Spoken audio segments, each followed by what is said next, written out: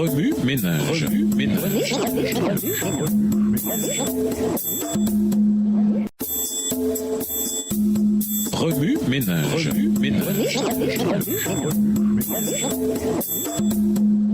Bienvenue dans votre émission Remue ménage. Nous voilà à la leçon de jeudi, la peur de l'inconnu. Lisons acte 11 et versets 1 à 10. Acte 11 et versets 1 à 10. Les apôtres et les frères qui étaient dans la Judée apprirent que les païens avaient aussi reçu la parole de Dieu. Et lorsque Pierre fut monté à Jérusalem, ceux qui étaient circoncis le prirent à partie et dirent : Tu es entré chez des incirconcis et tu as mangé avec eux. Alors Pierre se mit à leur faire un exposé suivi. Il dit : J'étais dans la ville de Jaffa et je priais. Lorsqu'en extase, j'eus une vision, un objet semblable à une grande nappe, attaché par les quatre coins, descendait et s'abaissait du ciel et venait jusqu'à moi. Verset 6. En l'examinant avec attention, je vis les quadrupèdes de la terre, les bêtes sauvages, les reptiles et les oiseaux du ciel. J'entendis aussi une voix qui me disait : Lève-toi, Pierre, tue et mange. Mais je dis : Non, Seigneur, car jamais rien de souillé ou d'impur n'est entré dans ma bouche. Et pour la seconde fois du ciel, la voix reprit : Ce que Dieu a déclaré pur, ne le regarde pas comme souillé. Cela se produisit jusqu'à 3 fois, puis tout fut retiré dans le ciel. L'humanité se cramponne à ce qui lui est familier et évite ce qu'elle ne comprend pas. Cette tendance est manifeste dans les tensions politiques, la purification ethnique des minorités, les guerres religieuses, le racisme et la discrimination de tout genre. On la retrouve dans les groupes d'âge, sexe, race et religion. Mais il ne s'agit pas ici que de haine et de guerre.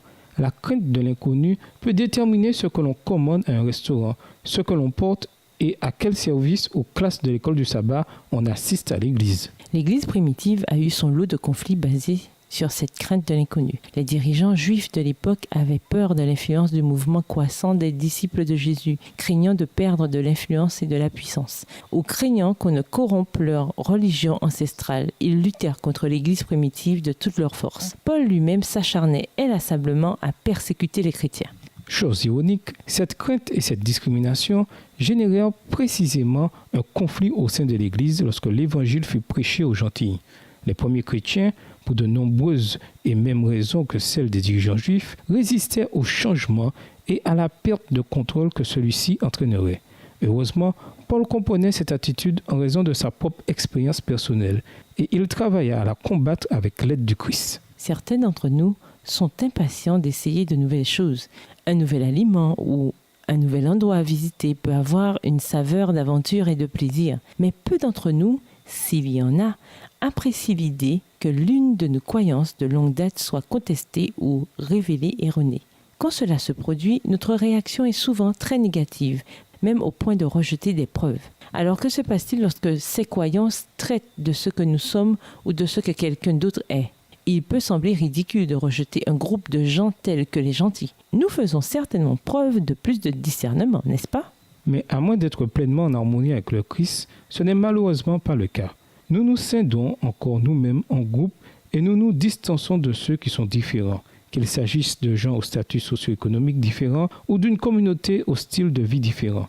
Il n'est sans doute ni facile ni naturel de toucher et d'aimer ceux qui sont différents de nous.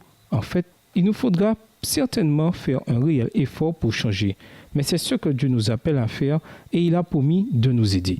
Remue ménage, songez à une personne ou à un groupe de personnes qui vous met mal à l'aise. Comment pouvez-vous les toucher ? Comment devriez-vous réagir lorsque quelqu'un conteste l'une de vos croyances ? Au revoir. Et à demain si Dieu veut. Remue ménage. Remue ménage.